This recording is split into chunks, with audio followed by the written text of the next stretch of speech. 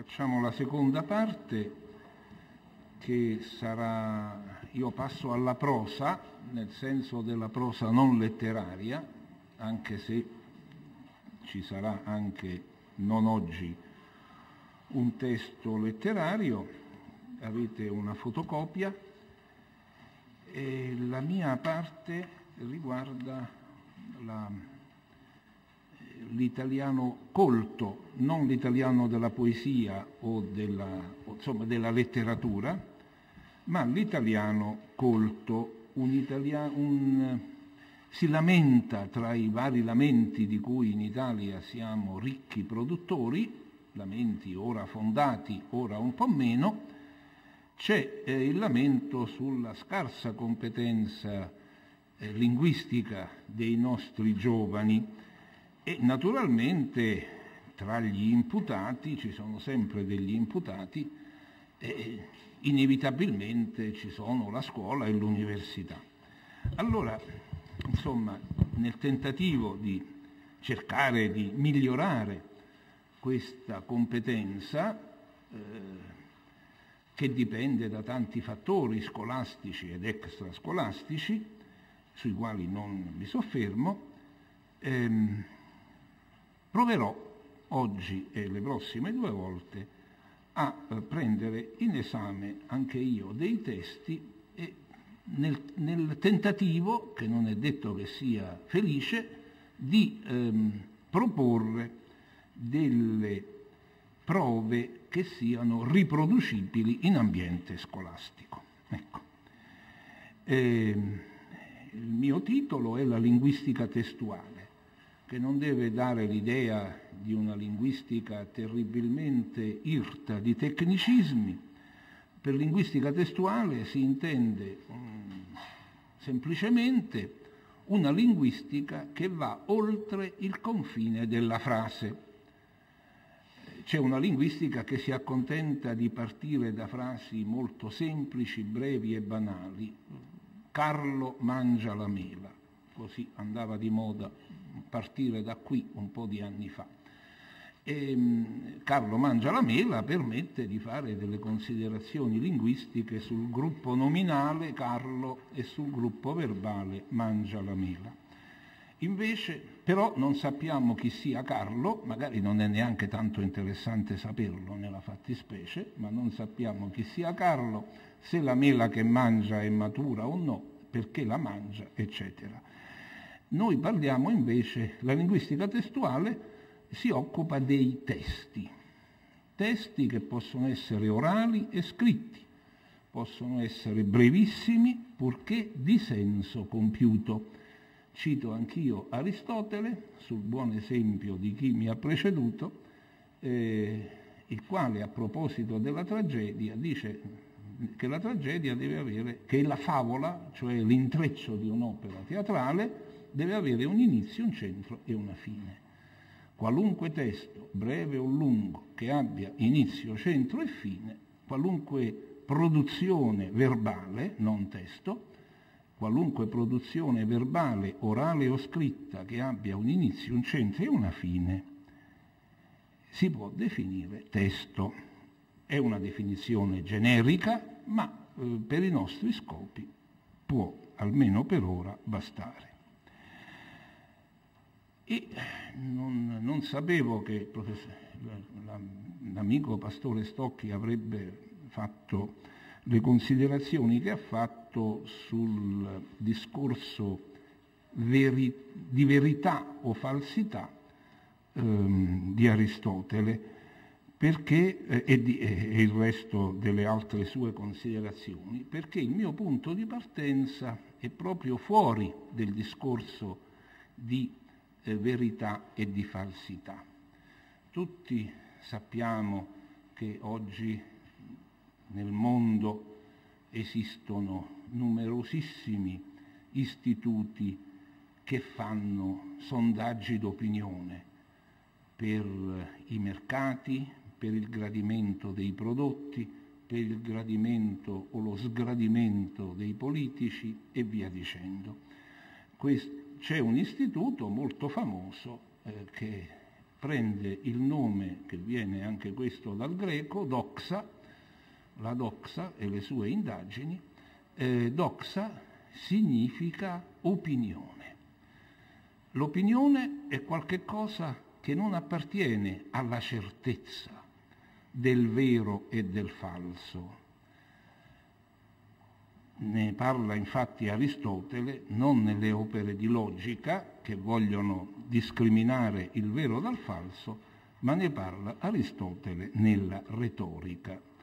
E la retorica, come anche qui ci insegnano gli antichi, però continua a essere vero anche oggi, è l'arte della persuasione. Un caso particolare di retorica è la pubblicità. Quella però è una retorica che persuade con argomenti molto deboli, mentre io penso che sia molto più interessante prospettare discorsi che non abbiano valore di verità, ma che siano costruiti su una base argomentativa e razionale solida, anche se non incontrovertibile. È il terreno della discussione. Prendiamo un cattivo caso di argomentazione che in Italia è molto praticato, direi che è il più praticato, ma dovrebbe essere evitato in una civiltà scolastica. Ecco, parlo della scuola, appunto. No? In Italia si pratica molto l'argomentazione ad hominem, quella cioè che non sottopone ad esame razionale, a consenso e a critica le tesi esposte da un ente, da persone, da gruppi, ma che critica le persone per quello che hanno di suppostamente positivo o negativo. Si parla tanto di finanza, che ci affligge abbastanza e non possiamo farne a meno. Prendo le mosse dall'attuale governatore della Banca Centrale Europea, che come sappiamo è un italiano, Mario Draghi. Nell'estate del 2011 si avanzò la candidatura di Draghi alla presidenza della BCE. E come si fa a candidare un italiano? Semplice, sembra un tedesco. E lo dicevamo noi, prima ancora che lo dicessero altri, che lo si dicesse in altri paesi. In questa ultima estate, nella quale Draghi ha assunto una presa di posizione molto forte, quando ha affermato che avrebbe difeso dalla postazione della Banca Centrale Europea le difese dell'euro, dicendo che avrebbe fatto di tutto perché l'euro non facesse naufragio, in un paese della comunità europea, dell'Unione, scusate, adesso si chiama, da un pezzo si chiama Unione Europea, e precisamente dalla Germania, si è detto: ah, ma Draghi è italiano. Che significa è italiano? È italiano perché difende gli interessi dell'Italia, alla quale ha tutti i motivi per essere aiutata dalla Banca Centrale Europea per coprire le proprie magagne, i propri conti che non sono a posto. Dunque, questo è un argomento ad hominem, questa volta non usato in Italia, ma usato dai tedeschi o da alcuni settori, per meglio dire, dell'opinione pubblica tedesca, per dire l'Italia ha bisogno che la Banca Europea intervenga acquistando i suoi buoni del tesoro. Draghi è italiano, dunque Draghi fa l'interesse dell'Italia. Non ci si dice invece se la politica di acquistare buoni del tesoro di paesi che siano in difficoltà sia utile all'Europa e alla moneta unica nel suo complesso, che sarebbe il vero argomento inerente, specifico e adatto alla questione. Io non mi addentro su questa complicata materia finanziaria della quale so ben poco, sperando che i competenti almeno ne sappiano un po' di più, ma mi limito a questo caso per sottolineare appunto un tipo di argomentazione ad hominem sulla persona e non sulle idee, insomma, che è purtroppo un po' il costume del nostro Paese nei mezzi di comunicazione di massa, comunemente, e anche in altri settori, scuole e università non escluse, a dire la verità. Allora, cosa c'entra tutto ciò con l'utilità di migliorare la conoscenza dell'italiano, di un italiano che sia un italiano colto? Questo è il nostro compito, perché i ragazzi e i bambini quando arrivano a scuola non bisogna insegnarli a parlare, sanno già parlare, ma solo la scuola, io non mi stanco di ricordare questa banalità, solo la scuola è quell'istituto che non deve insegnare a parlare, ma deve insegnare a scrivere, anche a parlare, ma non a dire mamma e papà, a parlare in un modo un po' più articolato, secondo certi criteri. E se non è la scuola a fare questo lavoro di insegnamento di una scrittura colta, non solo l'ABC intendo, questo lavoro non si farà in nessun altro momento della vita dei giovani e degli adulti. Allora, per venire in argomento, fatta questa piccola premessa, ho preso un editoriale, che è quello che avete, testo numero 1, sul quale vorrei soffermarmi oggi. È un editoriale della fine di agosto di uno dei commentatori degli autori di editoriali del Corriere della Sera, Angelo Panebianco. Allora, oggi vorrei soffermarmi sulla architettura, sulla struttura, o come si dice da un po' di anni, sulla architettura, che non è male come parola, come metafora, sull'architettura di questo testo, che ha un inizio, un centro e una fine.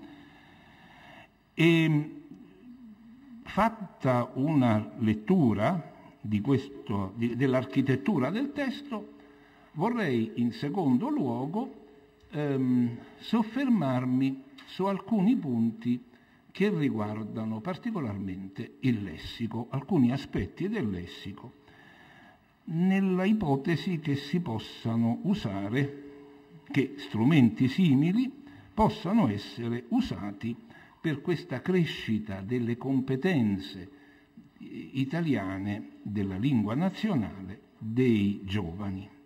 Vediamo. Il titolo non è dell'autore, ma insomma è della redazione, ma questo ci interessa poco, e ci dice un po' l'argomento generale. No, il titolo è importante perché orienta subito il lettore su ciò di cui si parla. Si fa presto a dire crescita. Vediamo un po' che cosa racconta in proposito Panebianco, il quale fa una premessa seguita da un esempio. Questo è l'inizio del suo articolo e lo leggo. A causa del fatto che per lo più non si vuole concedere all'avversario una qualche dignità, ma anche a causa di una diffusa ignoranza della storia patria, questo ci interessa anche direttamente come docenti, come insegnanti, perché l'articolista che è lontano non è uno storico, è un politologo, non è uno che ha fatto lettere, insomma, credo che abbia una laurea, non lo so, non ho controllato in internet, non ci ho pensato, ma certamente ha una laurea tra giurisprudenza, economia o scienze politiche, però uno quindi che è abituato al presente, a studiare il presente, e tuttavia parla di una diffusa ignoranza della storia patria. Questo a noi potrebbe, mi pare, dovrebbe, anzi, ci tocca, ci interessa, no? Ecco. Dunque, la demonizzazione dell'avversario, come dicono i media spesso, e anche una diffusa ignoranza della storia patria. A causa di ciò il nostro dibattito pubblico in Italia tende quasi sempre a immiserire e a banalizzare ciò che non dovrebbe esserlo, le nostre divisioni. Quindi la premessa generale è l'Italia paese unito in quanto ama dividersi tutto sommato. Potrebbe essere questa la formulazione un poco paradossale. Esse divisioni non sono alimentate, come ci fa comodo credere, solo da contingenti conflitti di interesse. Riflettono e riproducono contrapposizioni antiche, di qui il richiamo alla storia patria, alle tante storie complicate, intricate, che nel loro insieme compongono quella cosa poco nota che è la storia d'Italia. Le divisioni politiche contingenti occultano radicate, profonde e probabilmente incomponibili divisioni culturali. Non ne sappiamo molto mediamente di finanza e di economia, se posso ipotizzare insomma, sono cose molto complicate che solo gli esperti o sedicenti tali conoscono, ma ci sono anche fatti storici e fatti culturali. E quindi anche qui siamo un po' interessati in maniera diretta, almeno da questo aspetto dell'articolo, per questo l'ho scelto. Siamo divisi praticamente su tutto. E il fatto che il nostro sia ancora uno Stato unitario, per di più corredato di una claudicante democrazia, è una specie di miracolo. Usiamo le stesse parole e anche qui ci interessa, ma diamo loro significati antitetici. Le parole, se non, possono ingannare se non le usiamo definendole, e non è che possiamo definire ogni volta il significato delle parole, se no non si parla e non si scrive più. Però adesso lui ci darà qualche esempio di questi significati antitetici attribuiti alle stesse parole. Un problema di vocabolario, un problema di vita civile e pubblica, di pubblica discussione, di pubblico dibattito. Fin qui è una premessa molto generale, che riguarda proprio il presente e il passato di un paese abituato ad avere contrapposizioni, divisioni, distinzioni. La storia preunitaria d'Italia, la preunitaria, non quella di oggi, la storia preunitaria, in parte la stessa storia unitaria, è lì ad indicare le radici che tuttora sono vive, non sono radici morte, di un paese altamente conflittuale al proprio interno. Adesso c'è un esempio. Se prescindiamo per un momento dagli interessi in gioco, ad esempio, ecco che passiamo dal livello generale a un esempio concreto, che altro è lo scontro sulle intercettazioni? Diritto di cronaca contro diritto alla privacy, se non una divisione che chiama in gioco due idee radicalmente diverse e cariche di storia della libertà. Dunque il dibattito squisitamente attuale delle intercettazioni è ricondotto da Panebianco anche a una dimensione storica, il che dovrebbe renderci più convinti del senso, non dirò dell'utilità, parola ambigua, perché oggi tutto è utilitaristico, oggi, ieri, per carità, ma diciamo del significato dello studio della storia, di uno studio che non sia immediatamente spendibile, perché a furia di voler spendere il sapere con il fast learning, che è una mia coniazione su fast food, a furia di essere fast, ci siamo ritrovati senza il becco di un quattrino, anche da un punto di vista utilitaristico. Ora non è che noi umanisti abbiamo la ricetta per salvare la finanza, non siamo, credo, così illusi, però Panebianco, che non fa il nostro mestiere, ci dà un suo ragionamento che ha un certo interesse. Quindi mette in gioco due idee di riservatezza o privacy, come si dice oggi in buon italiano, di riservatezza o di non riservatezza, che hanno una storia diversa e due idee diverse della libertà, che non ci dice quale, ma ci invita forse a riflettere. La stessa cosa accade con un'altra parola che usiamo tanto, soprattutto da quando l'oggetto a cui si riferisce è sparito nel nulla. La parola in questione è crescita. La crescita, la mitica crescita dell'economia che intanto, come sappiamo, decresce. Tre partiti si confrontano e si scontrano sulla crescita. E questo è l'argomento principale, perché abbiamo visto che il titolo si fa presto a dire crescita. Il primo partito, più diffuso e ramificato di quanto si voglia credere, è quello dei nemici della crescita, dei fautori della deindustrializzazione del Paese. Varie pulsioni lo alimentano: la critica romantica della società industriale, il mondo del mulino bianco, no? Dove non ci sono industrie, quelle cose sporche di Marghera, di Taranto che inquinano, no? Per non parlare delle centrali nucleari crocifige. Un anticapitalismo che ha varie ascendenze culturali, utopie bucoliche, la sindrome non nel mio giardino, l'inceneritore ci vuole ma non nell'orto di casa mia.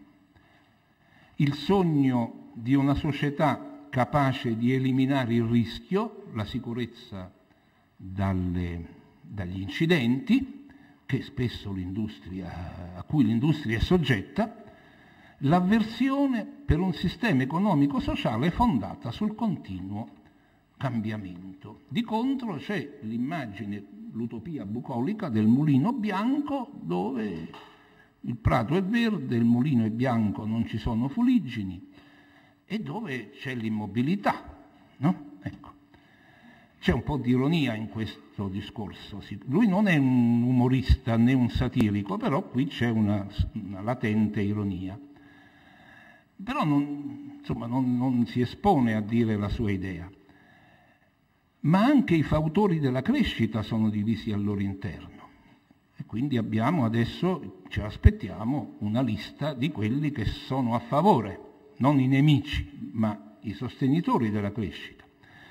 Qui i contrasti si fanno più sottili, non sono sempre immediatamente riconoscibili. Lo stesso governo Monti, un governo di tecnici con forte prevalenza economica, che quindi non può che essere, mica può governare per dire ragazzi impoveriamoci di più. Lo stesso governo Monti appare attraversato da questa divisione, idee diverse su come si può crescere. E ciò si riflette nei provvedimenti che esso approva. In fatto di architettura già possiamo apprezzare l'arte dell'andare a capo, un'arte fondamentale in un testo che non sia buongiorno come stai, bene grazie e tu, bene grazie. Questo è un microtesto, il più scemo che si possa immaginare. Se uno lo scrive va a capo con la domanda, ma insomma, qui invece tante volte mi è capitato, leggendo le tesi di laurea dei miei laureandi, di dovergli spiegare, alcuni lo sanno, altri no, di dovergli spiegare l'arte di andare a capo, che aiuta moltissimo il lettore, perché ti fa capire di che cosa si parla, senza arrivare, io dico sempre, una tesi di laurea, perché parlo ho una relazione, ma la cosa l'avverto soprattutto nelle tesi, non è il libro giallo dove l'assassino si scopre alla fine. Mi devi dire subito di che cosa parli e che cosa vuoi fare, no? Ecco. Allora, qui Panebianco ha fatto un primo capoverso di generalità con l'esempio delle intercettazioni. Poi ha preso l'argomento, quindi come premessa a capo, ha detto, per esempio, una parola controversa dopo il caso intercettazioni, che si riferiscono sempre alle intercettazioni telefoniche, ma riflettono idee diverse, e la parola crescita appunto ha i suoi oppositori e con un paragrafo, con un accapo distinto, il terzo, ha i suoi fautori, perché appunto oppositori e fautori hanno idee diverse della non crescita, del blocco della crescita o della crescita. E adesso continua con un nuovo capoverso. A confrontarsi e a scontrarsi sono il partito per il quale la crescita deve essere guidata dallo Stato, che pensa che il governo ne debba essere il deus ex machina, e anche qui non è un laureato in letteratura latina, però forse c'è da chiedersi quanti capiscano deus ex machina, e quanti lettori. Adesso questo è un problema del Corriere della Sera. Però a chi insegna a dei ragazzi, adolescenti, di scuola secondaria superiore o di facoltà umanistica, e non solo umanistica, interessa sapere se vengono capite queste. Per esempio, io una volta ho dato un testo, io faccio esami scritti, ormai si usa farlo, io ho cominciato anzi molto tempo fa, faccio esami anche scritti, e allora una volta c'era un pezzo di articolo dove si parlava di ope legis e molti dei miei studenti di lettere non sapevano il significato di ope legis. Si può non insegnare il latino, è una perdita, ma insomma sappiamo come vanno le cose, però insomma c'è quel tanto di latino, e come c'è privacy che viene dall'inglese, così c'è ope legis, che pane bianco, sono le due parole non italiane che abbiamo trovato finora. Ecco. Allora il deus ex machina, il governo dovrebbe essere il deus ex machina della crescita, e invece c'è il partito che la intende come il virtuoso sottoprodotto della libertà degli individui. È la seconda volta che viene fuori la parola libertà. Ne consegue che i due partiti, pur con alcune sovrapposizioni, attribuiscono compiti diversi al governo. Due modi di intendere la crescita: dirigistico o invece liberale nel senso politico-economico, nel senso ottocentesco, cioè nel senso, per meglio dire, che è nato nell'Ottocento, perché prima liberale aveva un altro significato. Dunque, ne consegue che i due partiti, pur con alcune partiti nel senso di orientamenti, non partiti con la sigla, i due partiti, pur con alcune sovrapposizioni, attribuiscono compiti diversi al governo. Per il primo partito il governo deve direttamente farsi carico, le virgolette indicano che Panebianco prende a prestito l'espressione dal discorso comune, deve farsi carico della crescita. Per il secondo invece deve creare le condizioni perché siano i cittadini con la loro libera attività a farsene carico, stavolta senza virgolette. Per dire, quindi è un modo, come prima ha detto, ad esempio, per dire, sia il segretario della CGIL Susanna Camusso nelle sue dichiarazioni che gli economisti Francesco Giavazzi e Alberto Alesina nei loro editoriali sul Corriere auspicano la crescita, ma i mezzi a cui pensano per ottenerla non sono propriamente gli stessi. Anche qui c'è un po' di ironia, per dire sono molto diversi. Alla prima concezione, per esempio, è associata l'idea di politica economica, è la concezione dirigistica, statalistica della crescita, e quindi mettiamo molte risorse per sostenere l'occupazione e la crescita. È associata all'idea di politica economica, salvo ricordare che già nella prima metà dello scorso secolo l'economista Joseph Schumpeter ammoniva che la politica economica è in realtà politica e basta. E in tempi passati anche di programmazione. Dunque oggi non si parla più della programmazione, se ne parlava qualche decennio fa, facevano i piani quinquennali che però molte volte restavano sulla carta, e quindi adesso si parla in maniera meno cogente, meno vincolante di politica economica. Il governo, oltre a manovrare la spesa pubblica, deve marcare stretto da vicino gli operatori economici. Gli spetta al governo il compito del direttore d'orchestra. A capo, quindi anche qui la scansione è molto chiara, che il discorso non è un discorso facile, è un discorso di una notevole complessità. Per la seconda concezione, invece, il governo, se vuole davvero la crescita, deve darsi due compiti essenziali: rendere efficienti la miglior qualità possibile al costo più basso possibile i servizi che gli spettano, e mettere la società in condizione di respirare, di non essere oppressa da un eccesso di regolamenti e tasse. Per la seconda concezione non è compito del governo promuovere la crescita, il suo compito è togliere gli ostacoli burocratici che impediscono alla libera attività dei cittadini di promuoverla. E questa è la sostanza, il grosso dell'articolo. Poi ci sono però 3 brevi capoversi che riportano il problema crescita a un problema più generale, ma non generico però, perché Panebianco non fa teorie generiche, fa discorsi molto pertinenti. Se fossimo un paese meno complicato di come la storia ci ha reso, notate un nuovo richiamo alla storia, il confronto politico e massimamente il confronto elettorale sarebbero chiarificatori, cosa che a quanto pare Panebianco crede che non sia chiarificatore. Sinistra e destra si sfiderebbero proponendo ai cittadini 2 diverse visioni dei mezzi necessari per rilanciare la crescita economica.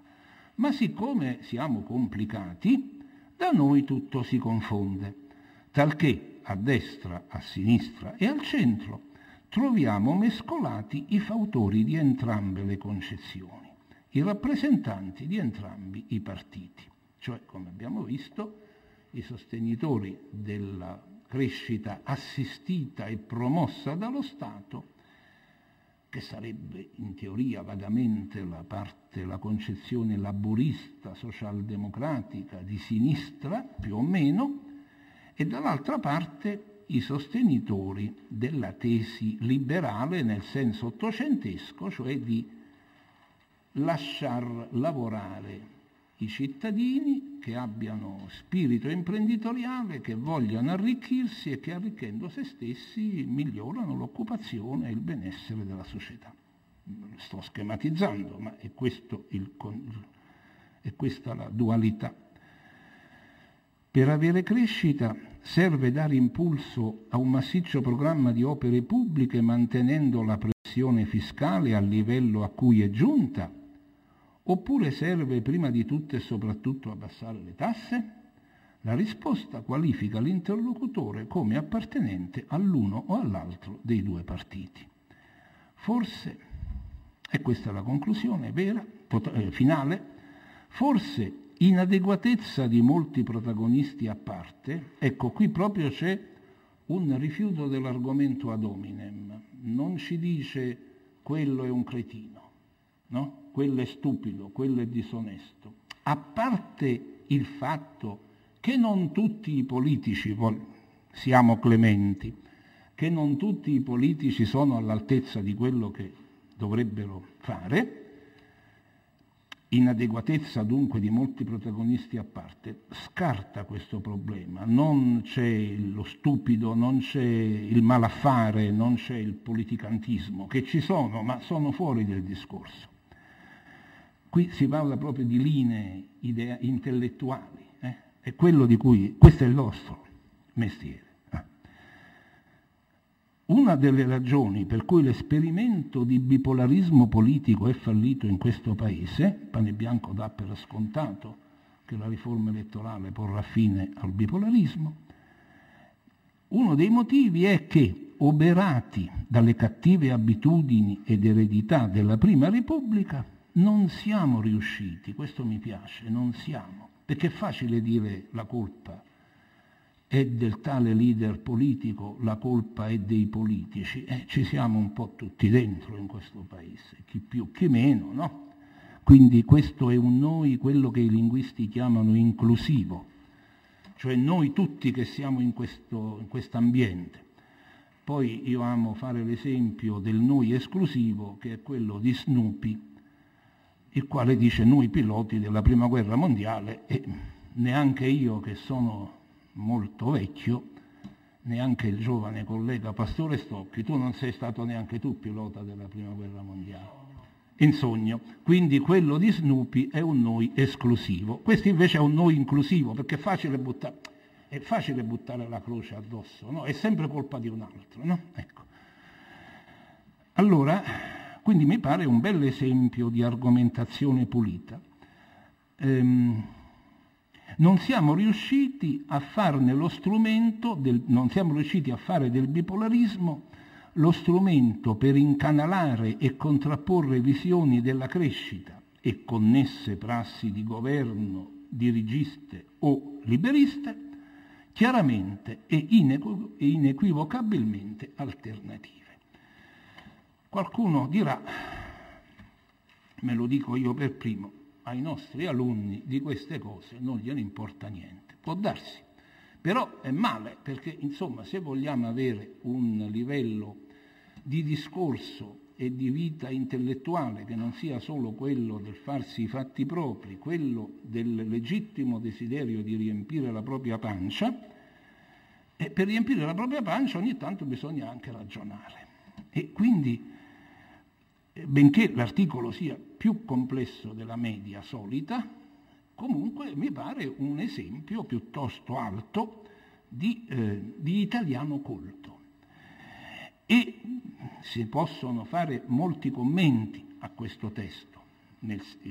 Ho già messo in rilievo l'architettura degli a capo, no? Ecco, che hanno un valore informativo molto economico, perché basta andare a capo, ma molto importante perché scandisce la progressione degli argomenti. L'inizio, il centro e la fine ci sono tutti e tre.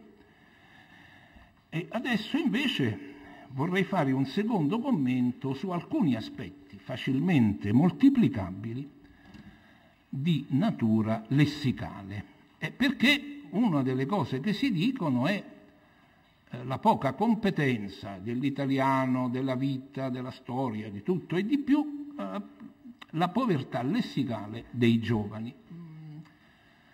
Si dà la colpa al telefonino, alla televisione, adesso a internet. Io vorrei lasciare perdere tutti questi discorsi che sono pertinenti, ma che non ci aiutano poi, e vorrei mettere in rilievo il lavoro che Solum, come diceva Machiavelli, il pane della politica che Solum è mio, la lettura degli antichi, così. E solo la scuola può fare questo lavoro, non ci sono santi, non la famiglia, non il gruppo dei coetanei, non altre istanze e istituti. E quindi l'arricchimento del lessico colto. E qui, insomma, io non voglio spiegare niente a nessuno, ma insomma non è difficile indicare alcuni esercizi lessicali che si possono fare, credo, utilmente. Uno di questi esercizi è: dimmi fra 4 sinonimi apparenti qual è il vero sinonimo della parola X, no? E questo è il test che usa oggi molto per le lingue straniere, si può usare anche per l'italiano. Oppure un altro tipo di esercizio, vorrei indicarlo in maniera più concreta, ed è di questo vorrei fare qualche esempio. ci sono delle parole difficili, ma non delle parole difficili nel senso che le usano i supposti professoroni dell'università, che spesso invece si esprimono non meno trivialmente dei nostri. Non getto la prima pietra perché anche io indulgo alle parolacce, ma insomma spesso si esprimono non meno trivialmente dei nostri più sboccati ragazzi. No, non voglio parlare di parole rare e astruse, ma di parole colte che ci servono. E una di queste parole, non l'unica, è quella della riga 15, i contingenti conflitti. Quanti ragazzi sanno, quanti giovani pure di buon ambiente sociale o di istruzione medio superiore o universitaria. Io ho fatto il caso di questi ragazzi, più di uno che non sapeva il significato di Ope Legis, no? E quanti sanno che cosa significa contingente? E come si fa a spiegare che cosa significa contingente? C'è il vocabolario, certo, ma insomma il vocabolario bisogna farlo vivere, perché nonostante tutte le prediche che facciamo sull'uso del vocabolario, io ne ho fatte tante, perché già molti anni fa ho introdotto l'italiano professionale scritto nell'Università di Venezia. Nonostante le molte prediche sull'uso del vocabolario, resto dell'impressione che il vocabolario sia quel librone un po' costoso che si compra e si piazza lì sullo scaffale, e poi se si apre quando proprio c'è un istinto di sacrificio linguistico spinto fino al martirio, si apre per vedere se acace si scrive, il plurale di acacia si scrive con la I o senza la I. Cioè, cosa difficile, per carità, ma peccato forse veniale, non mi sentono i miei colleghi di storia della lingua. Voglio dire, non si usa invece per i significati, che mi pare. L'ortografia è importante, scuola con la C, scuola con la Q non si può scrivere, anche se si legge sempre scuola, perché si fa la figura di essere a dir poco sprovveduti. Ma insomma, oltre all'ortografia, mi pare che il mondo dei significati sia almeno altrettanto importante e anche decisamente affascinante. Però quello che io non sono riuscito a fare, quindi adesso dico a voi, fatelo voi se sarete, sperando che ci riusciate, non è facile riuscire a far giocare i giovani con le parole. Far giocare i giovani con le parole significa parecchie cose. Prima di tutto, io, se posso dire, i miei sforzi, i miei conati, non sempre coronati da successo, di insegnare una lingua più libera e più ricca, uso dire ai miei studenti: ragazzi, il dialetto non lasciatelo fuori dalla porta dell'aula, non riservatelo solo alle vostre conversazioni tra coetanei, perché sarà un po' retorico dirlo, ma dialetto e lingua fanno una ricchezza che deve essere accresciuta non per cupidigia di denaro. Parliamo di parole, non dell'oro o delle banconote, può essere arricchita purché non sia amputata. Contingenza nei dialetti credo che normalmente non ci dovrebbe essere questa parola, però contingente non si può, credo, le parole di una lingua straniera non si imparano ad una, si imparano a serie, a blocchi, tanto meglio se questi blocchi sono organizzati in base a certi criteri. Primo, il criterio dell'alta frequenza. Trattandosi di lingua nazionale, si suppone che Cane mi dia una camera, cosa c'è da mangiare in questa trattoria, in questo fast food, in questo ristorante, le parole per sopravvivere all'estero, si suppone che le sappiamo già. Quindi la nostra lista di frequenza dovrà andare su una difficoltà media, senza arrivare all'astrusità, come dicevo prima. Contingente si inquadra meglio se troviamo adatti sinonimi e contrari. E dunque ciò che è contingente è ciò che si distingue dal necessario. Quello che è necessario, il contingente può essere e può non essere. Questo è il significato prima di tutto filosofico che qualunque vocabolario dell'italiano ci dà. Parlo dei vocabolari monovolume, tipo Zingarelli o Devoto Oli o altri che ci sono sul mercato. Poi una cosa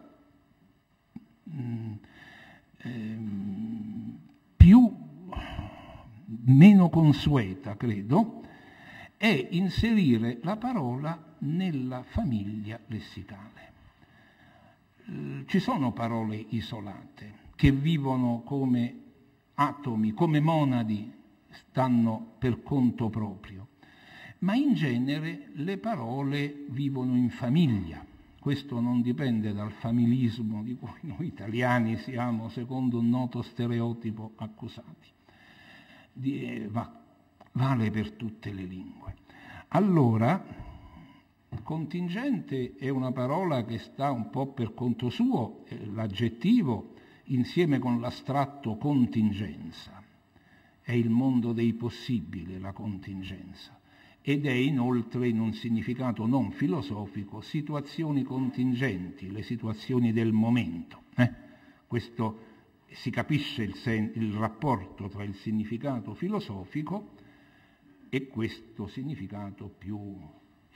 sono contingenze, cose che possono capitare e non capitare. Però contingenza è una delle molte parole che sono collegate tra loro. Per esempio la tangente non è solo la bustarella, prima di tutto ha un valore geometrico, se tu non mi tiri le orecchie.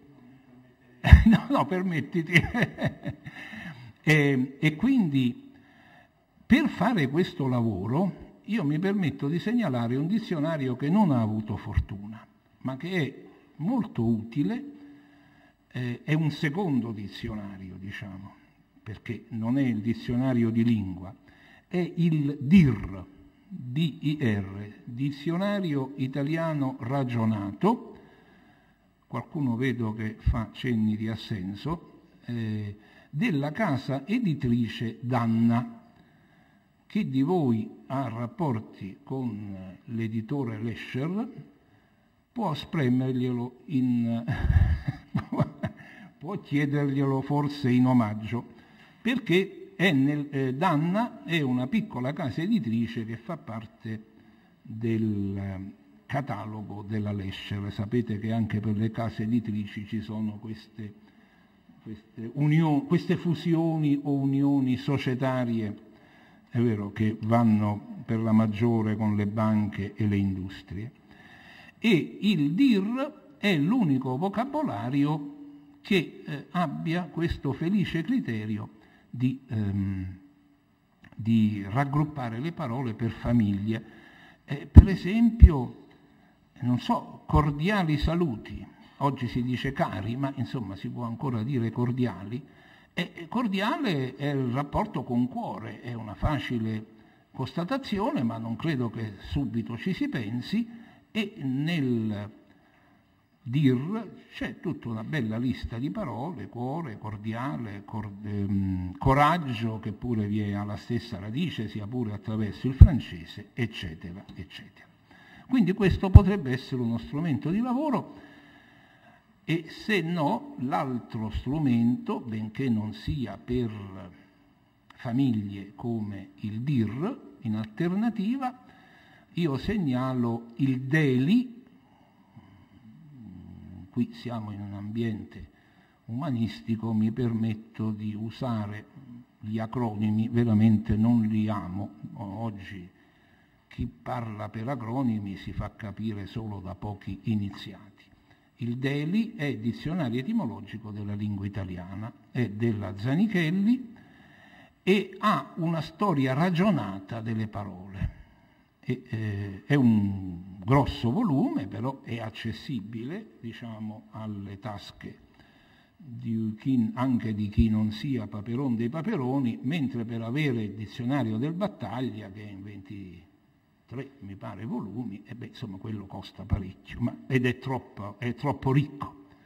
Invece il Deli può essere usato utilmente per questi scopi di raggruppare le parole. Per esempio qui il nostro Pane Bianco, alla riga 22, parla di radicate, profonde e probabilmente incomponibili divisioni culturali. L'italiano non è l'inglese. Capisco che questo sia un grave dolore per il ministro attuale Profumo e per molti anglomani che diventano forse sempre più numerosi nel nostro paese. Io amo molto l'inglese, lingua ricchissima e bellissima, però insomma forse sarebbe bene cominciare ad avere una conoscenza non primitiva della lingua nazionale. È quella che permette di conoscere altre lingue, tra l'altro. Allora dicevo, incomponibili, 6 sillabe, una cosa terribile per un inglese, sviene un inglese con una... non dovremmo vergognarci, ma dovremmo essere fieri che noi sappiamo fare parole lunghe. L'inglese è una lingua monosillabica, le radici anglosassoni sono monosillabiche. Allora, lasciando da parte altri aspetti che si potrebbero dire, incomponibili, qui è facile fare una famiglia anche senza il dir e senza il deli. Pensate a tutta la ricchezza italiana in fatto di pre e suffissi. Comporre, decomporre, un verbo incomporre non c'è, però c'è incomponibile col suffisso bile. E qui ci si può anche giocare, e i significati di tutta questa famiglia, no?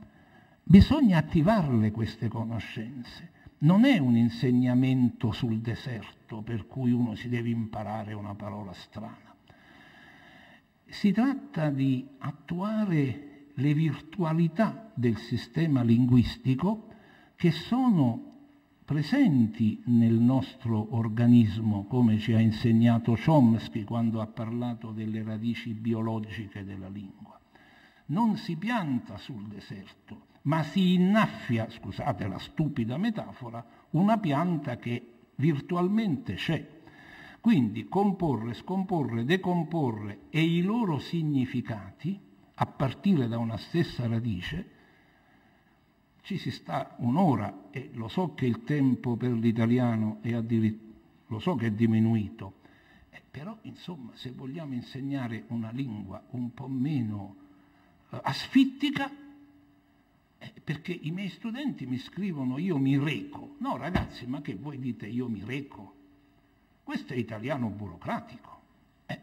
E voi per fare contento me pensate che io leggo mi reco, dico caspita, non dice vado, troppo generico, non dico cosa, non dico faccio, ma perché i compiti si eseguono? Chi è che esegue i compiti? Io li faccio. Io faccio una lettura, faccio uno studio, non è che esegue, è quell'italiano un po' fantasioso che non si è mai parlato e che non vale neanche la pena di parlare, no? Ecco, perché è burocratico, poi c'è un po' di scolastichese che appunto con questo eseguire i compiti, e ne è un esempio, e invece bisognerebbe puntare, penso io, ma può darsi che mi sbagli, su questo potenziamento, sul dare alcuni modelli di lavoro e poi assegnando anche dei compiti a casa perché questo lavoro prosegua, perché mi rendo conto che in classe non è che si possa fare tutto, però bisogna dare alcune direzioni. Pensate al rigo 28, a questa parola un po' rara, claudicante democrazia, anche qui tra parentesi, no? È claudicante, certo non si dice comunemente, no? Però qui si può fare un altro lavoro, la ricchezza delle famiglie lessicali, ma la ricchezza dei significati, e questo è il bello della lingua. Claudicante alla lettera è lo zoppo, no? Però non si dice quello è claudicante al piede sinistro, claudica dal piede sinistro. Piuttosto c'è parola frequente zoppo, zoppicare, di etimologia discussa, me la sono cercata, ve lo confesso, prima di raccontarvelo per controllare lo stato della mia ignoranza, che mi dà sempre soddisfazione verificarla, è una sicurezza. E effettivamente i vocabolari dicono ma non si sa, forse è onomatopeico. Quando non si sa che pesci prendere dicono che la parola è onomatopeica. L'etimologia è una scienza difficile, spesso è molto ipotetica e poco scientifica, il che non significa che sia inutile, per carità. E quindi zoppo, zoppicare, claudicante è da un latino claudus, e vabbè, ma questo ci può anche interessare poco. L'etimologia non è che vada insegnata, noi non parliamo per etimologie, però va insegnata la parola. Una democrazia claudicante è una democrazia imperfetta, un po' difettosa, no? Però claudicante è meno banale, insomma, no? Ecco.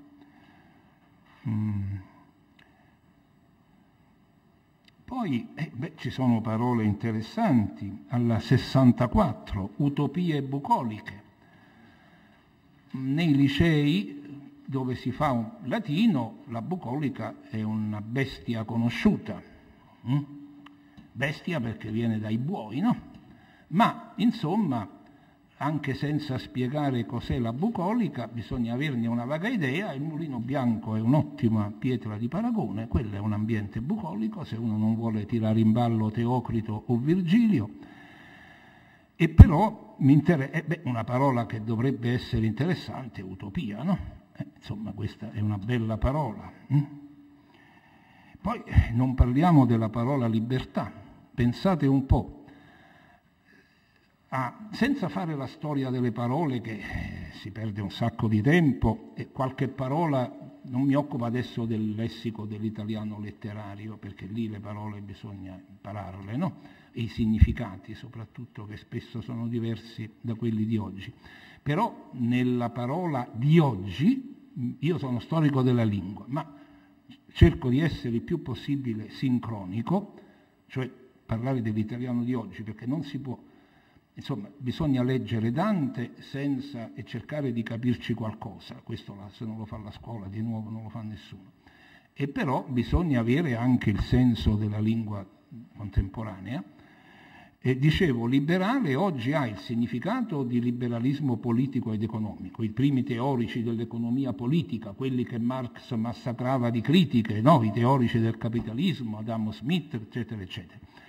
Però studi liberali qui ha un significato molto più antico, che risale al latino. Sono gli studi che fanno gli uomini liberi, che non devono fare il lavoro manuale per campare. E quindi gli studi liberali, quindi libertà ha un'enorme ricchezza di significati, e anche democrazia, no? Sono queste parole con le quali si intendono i significati più diversi, non solo la crescita è polisemica, ha più significati. Ma le parole hanno tanti significati. E si potrebbe andare avanti, ma mi pare che sono arrivato al limite. Quando è che si finisce? Scusate, io non ho imparato ancora l'orario. Vabbè, alle 17:30, qualche altra cosa si può ancora dire. Così, quando è possibile, non per questo tipo di lessico, quando è possibile si può tirare dentro il dialetto. Per esempio, io ho insegnato da una ventina d'anni, insegno nel Veneto, prima qualche anno a Verona, poi a Venezia, e ho insegnato prima nell'Italia meridionale, sono nativo dell'Italia centrale, e quando sono arrivato in Veneto mi divertivo molto a vedere se le cose che avevo studiato nelle grammatiche storiche avevano fondamento reale. E così, per fortuna, ho potuto verificare che non erano favole quelle che avevo appreso per via libresca. Per esempio, con gli studenti trevigiani mi diverto sempre a dire come si dice 100 a Venezia, come si dice 100 a Treviso, e quando arrivo a Treviso dico, vedete, th è lo stesso suono che c'è nella th dell'inglese, month, mese, cosa che, vabbè, qui l'inglese non, vabbè, uno lo può anche dire che suono inglese, ma a parte i suoni, il lessico è pure materia di ricca comparazione. Ancora, si può usare e fare anche un certo esercizio di dire benissimo, Deus ex machina, c'è una espressione equivalente? A me non viene in mente, se non la traduzione il Dio dalla macchina non si può dare perché viene dalla macchina dello spettacolo del teatro antico, che oggi già il teatro moderno non c'è, figuriamoci quello antico, no? Perché il teatro mi pare che ormai sia un genere performativo assai rarefatto. Però quindi deve trovare un'espressione equivalente. Privacy è proprio indispensabile? Oddio, oggi certo la privacy è codificata istituzionalmente.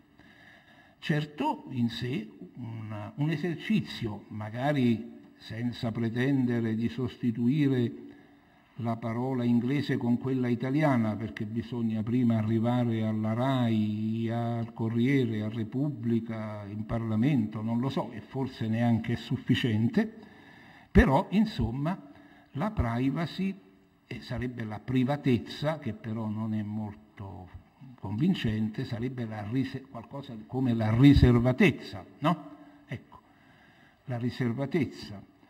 E il bello poi è che questi sono cavalli di ritorno, perché privacy viene da un privato che è romanzo, la parola romanzo non è parola inglese, ma questa avviene parecchie volte, questa dei cavalli di ritorno. Una cosa più sottile vorrei osservare sull'uso delle virgolette. Vedete alle righe, qui lasciamo il lessico e diamo questi segnali metalinguistici o paralinguistici, cioè l'uso delle virgolette. Come le usa il nostro articolista, che non voglio promuovere a modello di lingua, ma comunque per capire. Alle righe 47 e 50 troviamo crescita, perché qui la parola crescita è citata in quanto parola, no? Io parlo della parola, allora la seconda parola la dobbiamo mettere tra virgolette o tra apici per segnalare che la parola è citata in quanto parola. Quindi qui è crescita. Poi lui non ha voluto dire il significato o i significati e ha detto l'oggetto, lo ha messo tra virgolette perché crescita è una parola astratta e non c'è l'oggetto, no? Forza è una parola astratta, non c'è la forza. Ci sono i forti, ma insomma è un altro, ecco. Oppure ancora un uso con una funzione diversa delle virgolette. A 65-66 non nel mio giardino, perché questa è la traduzione di un'espressione inglese. Gli inglesi che amano molto gli acronimi, però li fanno pronunciabili, mentre noi in genere ci sforziamo per renderli impronunciabili. E se posso aprire una parentesi, poi vi lascio in pace, mi ricordo l'impagabile, voi siete giovani e non ve lo ricorderete, ma un po' di anni fa il Ministero dell'Università e della Ricerca Scientifica e Tecnologica, così chiamato, aveva come acronimo MURST, che è impagabile come esempio da non imitare, come esempio vizioso linguisticamente e non virtuoso, perché le consonanti R, S, T in italiano non ci sono. E quindi questa è la regola degli acronimi. Fiat è un acronimo ben riuscito, Fabbrica Italiana Automobili Torino, perché va benissimo, e poi è anche parola congiuntivo del presente del latino fio fis, e comunque funziona, insomma, no? Ecco. Allora dicevo, e questo è NIMBY, not in my backyard, e lui l'ha tradotto non nel mio giardino e ci ha messo le virgolette. Quindi qui è un altro uso delle virgolette. Poi ce n'era ancora un altro alla riga 98. È farsi carico, l'ho già detto, questa è quella operazione estremamente complessa che fa la lingua, che è quella di riferire la parola ad altri. Chi parla in un testo, ne parlavi prima anche tu, l'io, Saffo o l'io, il personaggio che dice io, no? Ecco. Chi parla in un testo, questa è una materia della quale non credo che potremo parlare, ma insomma è di grande delicatezza. E questo farsi carico per la prima volta è tra virgolette per dire che è usato dai dirigisti, in particolare dal sindacato di sinistra, ma credo anche dagli altri veramente, non lo so, credo che un po' lo usino tutti, e invece la seconda volta, non ce le mette più le virgolette. Poi potremmo passare, ma non c'è il tempo per farlo, lo farò le prossime volte, abbiamo considerato parole piene, anche questo è il vecchio Aristotele, cioè le parole dotate di significato, bello, brutto, uomo, donna, cane, gatto, mangiare, bere, eccetera. Poi ci sono le parole vuote, ma di questo parliamo appunto la prossima volta, tipo l'articolo, il pronome quello e questo, e poi i connettivi. Introduco un argomento che riprenderemo lunedì prossimo. I connettivi, c'è a un certo punto lui usa invece, dunque, invece, dunque è in conseguenzialità, invece è in alternativa. L'uso dei connettivi era trascurato generalmente nella tradizione dell'insegnamento della lingua. Oggi gli si dà invece molto rilievo. Va bene, credo che per oggi abbiamo avuto tutti una buona dose. Ci vediamo lunedì prossimo.